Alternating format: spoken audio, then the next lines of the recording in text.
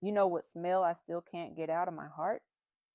It's the smell that hit you the second you turned the corner onto our street after school. That warm, heavy, savory smell wrapping around you like a hug. Neck bones simmering on the stove, cornbread crisping in the iron skillet, telling you everything was going to be just fine. We didn't have much, but when Mama had a pot on that stove, we had everything that mattered. Come on in, baby. Pull up a chair. I'm Gloria. I'm 81 years old and I have been cooking since I was tall enough to stand on a step stool beside my mama. I grew up in the deep South in the 1960s, where my daddy worked hard and my mama worked harder, and there were 6 children to feed on money that never seemed to stretch far enough. But somehow, every single time, mama fed us. Every single night. These 20 recipes weren't in any cookbook. They were passed from grandmama to daughter, whispered over stoves and taught through watching and doing. Most of the world has just about forgotten them, but I haven't. And after today, neither will you. These are the suppers that kept Black families, working families, poor families, and proud families going through some of the hardest decades this country has ever seen. There is no shame in any of these dishes. There is only love. There is only the miracle of a woman who knew how to take almost nothing and make her children feel like the richest kids in the world. Now, I have to tell you something before we get started.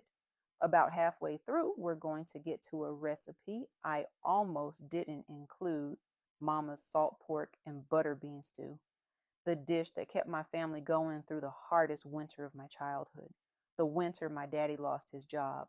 Stay with me. All right, let's get to cooking. Number 1, neck bone soup. If you grew up in a Southern household in the 1960s, you already know about neck bones. They cost next to nothing at the butcher, but what they gave you was a richness and depth of flavor you cannot buy at any price. Mama would drop them into a big pot of water Sunday morning. A whole onion, garlic, salt and pepper, maybe some celery, and let that pot go low and slow all afternoon. By the time the sun went down, that broth had turned golden and thick. She'd add whatever vegetables we had, potatoes, carrots, turnips, whatever the garden gave. The meat on neck bones isn't much, but it gets so tender that it falls right off the bone, and the marrow makes the broth taste like it cost $100. We'd soak it up with cornbread and feel like kings. Don't you ever let anybody tell you neck bones aren't worth cooking. They are worth everything. Number 2, fried fatback with cornbread. Fatback was a holdover from the Depression era, but it was still feeding families all through the 1960s. You could buy a whole slab for almost nothing, and it served 2 purposes. First, you fried it until it got golden and crispy, and that alone, laid over cornbread, was a real meal. Salty and rich and filling in a way that lasted for hours. But the second purpose was the grease. Oh, that grease was liquid gold. Mama kept a tin can right beside the stove, and every drop went right into that can. That grease seasoned everything we cooked all week, the greens, the beans, the cornbread. Nothing was wasted, not a single drop. I can still see her setting a piece on my plate with a fat wedge of cornbread and saying, "Eat up, baby. That'll stick to your ribs." She was right. It always did. Number 3, pinto bean pot. If there was a religion in our kitchen, pinto beans were its center. Mama kept a pot going almost constantly in the colder months. She'd soak them overnight, always overnight. She was very particular about that. Then put them on with a ham hock and a big onion and let them go all day long. By supper time, those beans had thickened into something almost creamy, and the ham hock had given them a smoky, salty depth that made every bite taste like warmth itself. We ate them over rice, with cornbread plain in a bowl.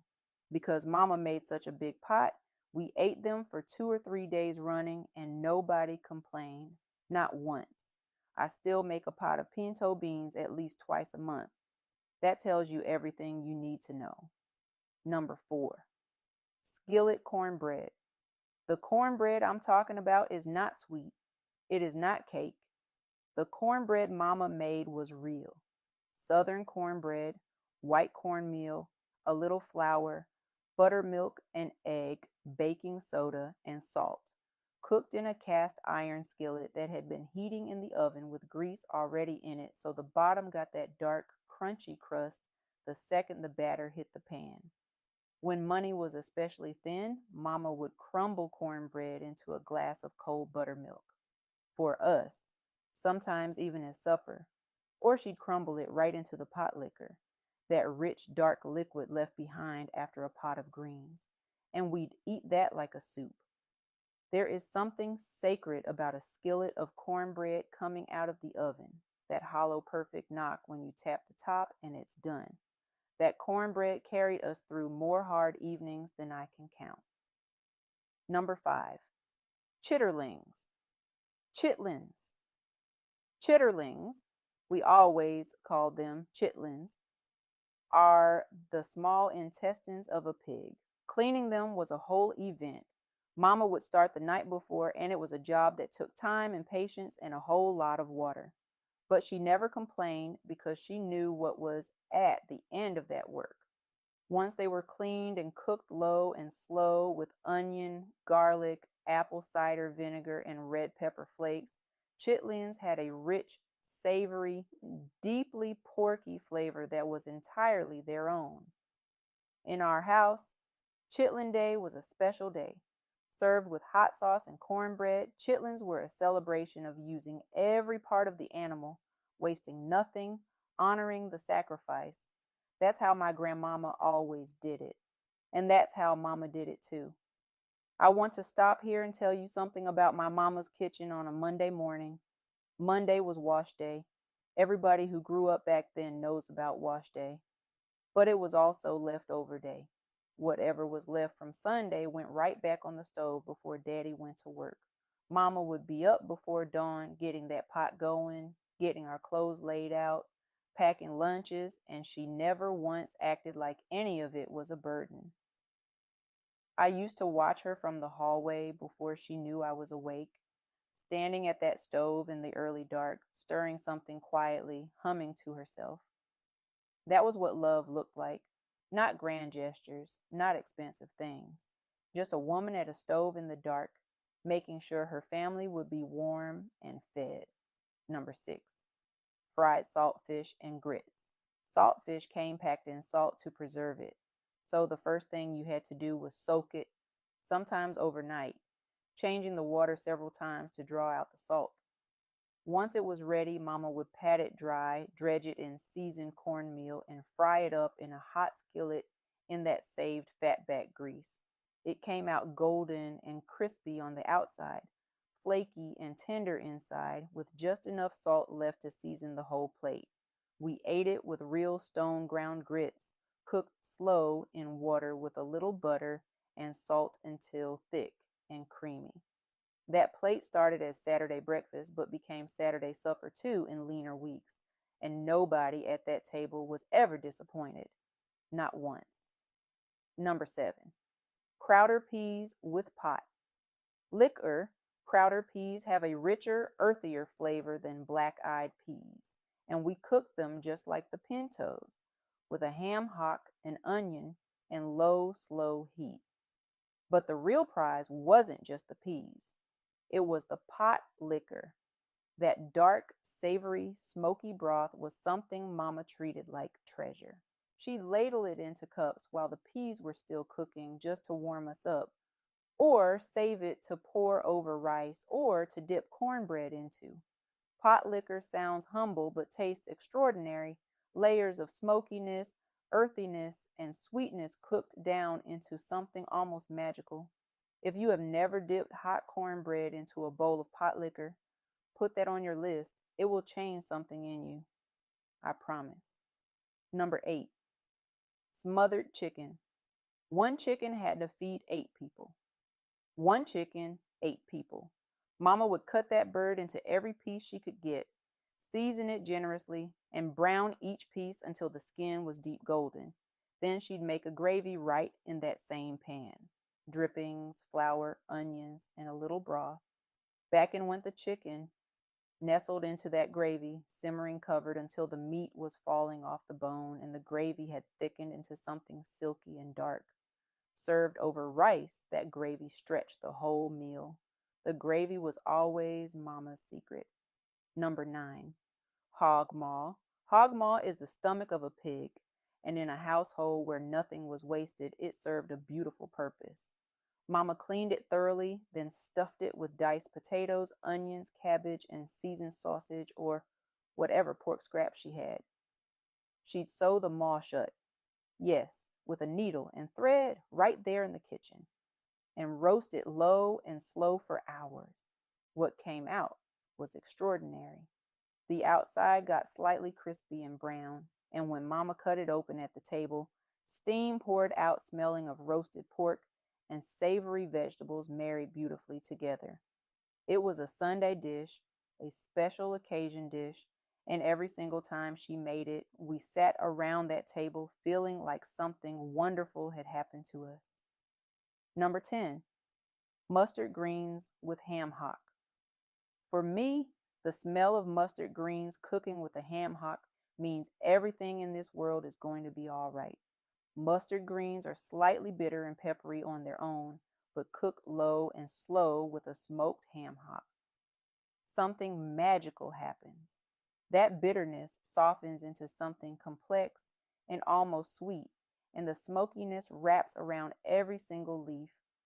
By the time they're done, and Mama cooked hers for at least an hour, they've reduced to almost nothing in volume, but what's left is so concentrated that a small bowl is more than enough. Even on a night when mustard greens were all there was, with cornbread and pot liquor, nobody left that table hungry. Nobody left anything but grateful. You cannot rush good greens. They will teach you that themselves. Let me tell you about church suppers because I think about them often. Once a month after Sunday service, our church would hold a fellowship supper in the basement. The rule was simple. Every family brought what they had. Not what they wished they had, what they had. And baby, that table, that long folding table covered in mismatched tablecloths, crowded with somebody's pot of beans, somebody else's fried chicken, cornbread from 3 different kitchens, greens, peas, potato salad. People would fill their plates with everybody else's cooking, and nobody asked what it cost or whether the recipe was fancy.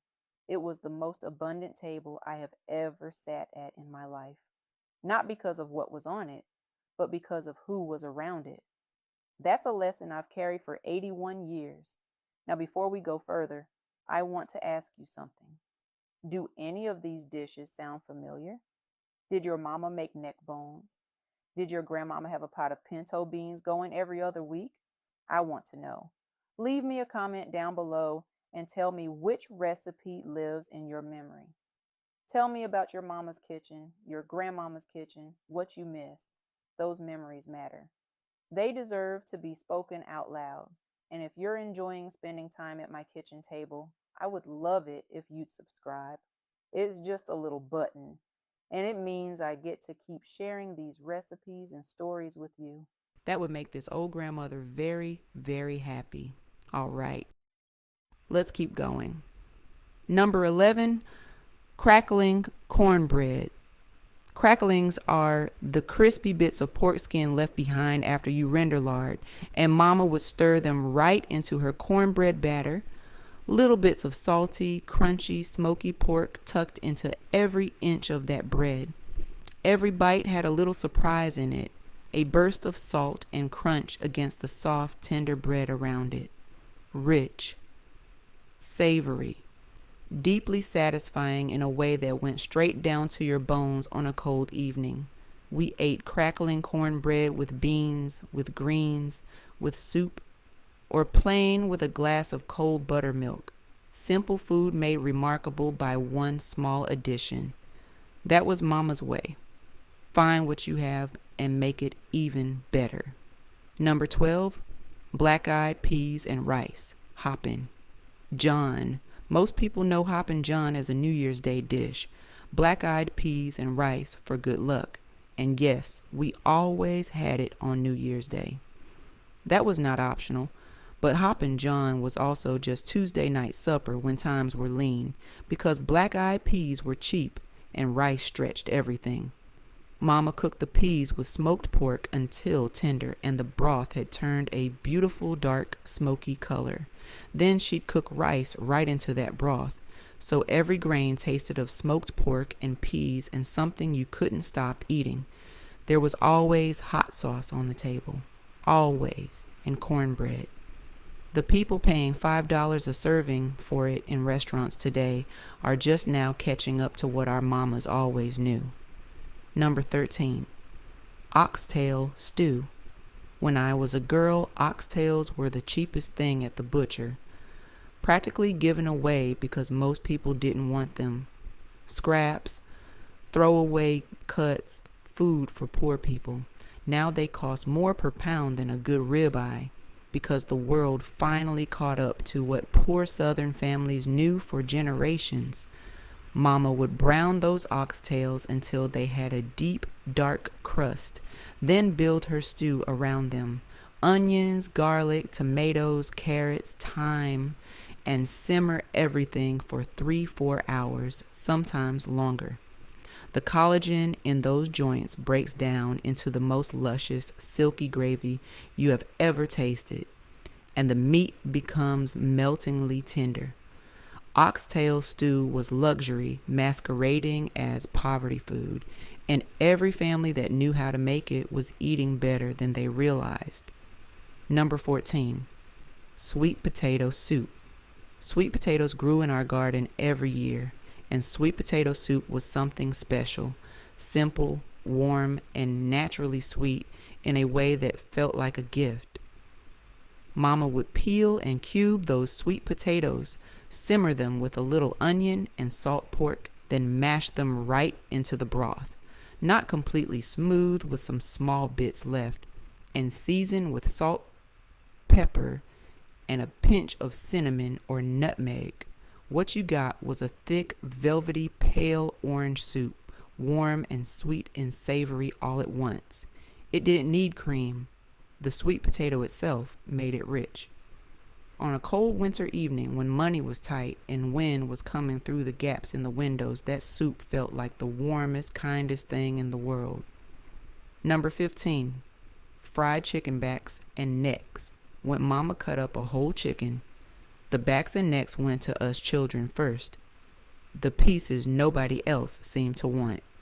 Bony, not much meat, more trouble than they were worth if you didn't know what you were doing. But here's what I learned at my mama's knee. The meat closest to the bone is always the most flavorful. Always. A chicken back or neck properly seasoned, dredged in flour and dropped into a cast iron skillet of hot oil is something to reckon with. The skin got shatteringly crispy. The meat underneath stayed juicy and tender. We'd eat those pieces with our hands. There's no dignified way to eat a chicken neck, and Mama never pretended there was. Those were some of the happiest suppers of my childhood. Funny how the humble things so often are. I want to tell you about my big mama before we go further. She was my grandmother on my mother's side and the most magnificent cook I have ever known in 81 years of living.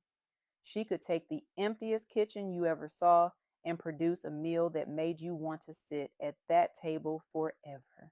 I asked her once when I was about 10 years old, "Big Mama, how do you make everything taste so good?" She looked at me with those calm eyes and said, "Baby, the cheapest ingredients, cooked with the most love, always taste the best. Never forget that." I never have. Every recipe in this video is proof she was right. The one I promised you is coming up right now. Number 16, streakoline beans. Streakoline is a southern name for salt pork, and streakoline beans are simply green beans cooked low and slow with salt pork until they are soft, savory, and absolutely nothing like plain canned beans. Mama would have us help snap the beans at the kitchen table while she told us stories, her way of teaching us to cook without making it feel like a lesson. Then she'd layer them into the pot with the salt pork, a sliced onion, and just enough water, and let them go for an hour or more until the beans turned from bright green to a soft dark olive color and had absorbed every bit of that smoky, salty flavor. That transformation cannot be rushed. Those beans alongside cornbread and a sliced summer tomato were a perfect supper. Number 17, Mama's salt pork and butter bean stew. And here we are. I need you to stay with me for a few minutes because this one means more to me than I can easily put into words. It was the winter of 1962. I was 17 years old. My daddy had been working at the mill for 11 years, and that November, without much warning, the mill laid off half its workers. My daddy was one of them, just like that. The paycheck feeding 8 people was gone. Daddy was a proud man, a good man, but that winter was hard on him in ways that went beyond money. Mama never said a word about it in front of us children, not one word. What she did was go to work with what we had in the pantry and the garden and make it stretch. The dish she made most that winter was her salt pork and butter bean stew. Butter beans are a type of lima bean, large and creamy when cooked, and Mama had put up jars of dried ones from the summer garden. She'd soak them overnight, then cook them with a small piece of salt pork, an onion, garlic, and whatever dried herbs she had. Sage, thyme, sometimes a bay leaf. That stew cooked all day. It had to. To get the beans completely tender, the broth thickened and turned creamy from the starch of the beans themselves. The salt pork gave everything a deep, smoky backbone, and that enormous pot cost almost nothing. She served it with cornbread every single time. We'd sit around that table, all 8 of us, and Daddy would bow his head and say grace, and his voice would be thick sometimes. I understand now what I didn't then. He was grateful that even in the hardest season of his life, his family was sitting together, warm and fed. Mama never let us feel poor. We didn't have money that winter, but at that table, we were rich in every way that has ever mattered. Daddy found work again in the spring, but I have made this stew every winter of my life since then because it reminds me that hard times don't last and that love is the ingredient that makes everything else enough. Number 18, cornmeal mush.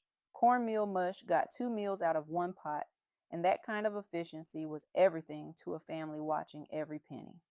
The first night, Mama made it as hot cereal, stirring cornmeal into boiling salted water slowly, keeping that spoon moving so it wouldn't lump until it thickened into a smooth, creamy porridge she'd serve with a little butter and sometimes a drizzle of sorghum syrup. But here was the magic, whatever was left, and Mama always made extra on purpose. She'd pour it into a loaf pan and let it firm up overnight. The next morning, she'd cut it into thick slabs and fry them in a hot skillet until golden and crispy. Crispy outside, creamy inside, savory and nutty. 2 meals, 1 pot of cornmeal. That was Mama's math, and it was genius. Number 19, liver and onions over rice. The secret to good liver is to not overcook it. Overcooked liver is tough and bitter, and I understand completely why people don't like it. But liver cooked right is tender and rich, with a deep, earthy flavor that pairs beautifully with sweet caramelized onions. Mama would slice the beef liver thin, season it, and dredge it lightly in flour. She'd cook the onions first, low and slow until golden and soft and sweet. That alone would make your mouth water. Then push them to the side and lay the liver in, just a few minutes. Per side, no more. A little water in the pan, everything simmering together until the flour thickened into a light gravy. Served over white rice, that dish was nutritious, inexpensive, and genuinely delicious. Mama made it taste like a gift, and it was. Number 20, bread pudding. In Mama's kitchen, nothing was wasted. Not fatback grease, not pot liquor, and certainly not bread. When bread got stale, it did not go in the trash. It went into bread pudding. Mama would tear that stale bread into chunks and soak it in eggs, milk, sugar, vanilla, cinnamon, and nutmeg, letting it sit until every bit had soaked up all that custard, soft and swollen and smelling of warm spice, then into a baking dish and into the oven. What came out was something no bakery has ever quite replicated. The top golden and slightly crispy, underneath soft and custardy and fragrant enough to make the whole house feel like a celebration. Sometimes Mama poured a simple butter and sugar sauce over it. Sometimes she served it plain. Either way, it disappeared from that dish like it had never existed. Bread pudding turned nothing into something extraordinary. It turned the end of the week into Sunday dessert. That's what Mama did. That's what all of our mamas did. Let's walk back through all 21 more time. Neck bone soup simmering all Sunday long. Fried fatback with cornbread and all that precious grease. The pinto bean pot that fed us for days. Skillet cornbread that was a meal all by itself. Chitterlings and all the work it took to make them right. Fried saltfish and grits. Crowder peas with liquid gold pot liquor. Smothered chicken, one bird feeding 8. Hog maw stuffed with love. Mustard greens with ham hock. Crackling cornbread. Hoppin' John for luck and for Tuesday night. Oxtail stew before the world knew what it had. Sweet potato soup on cold evenings. Fried chicken backs and necks. Streak o' lean beans. Mama's salt pork and butter bean stew. And the winter that made it sacred. Cornmeal mush. 2 meals from one pot. Liver and onions over rice. And bread pudding. Because nothing was ever wasted and everything sweet was a gift. 20 dishes, 20 stories, 20 reasons to be grateful. These recipes were born out of necessity, out of hard times and tight budgets and kitchens that didn't have much.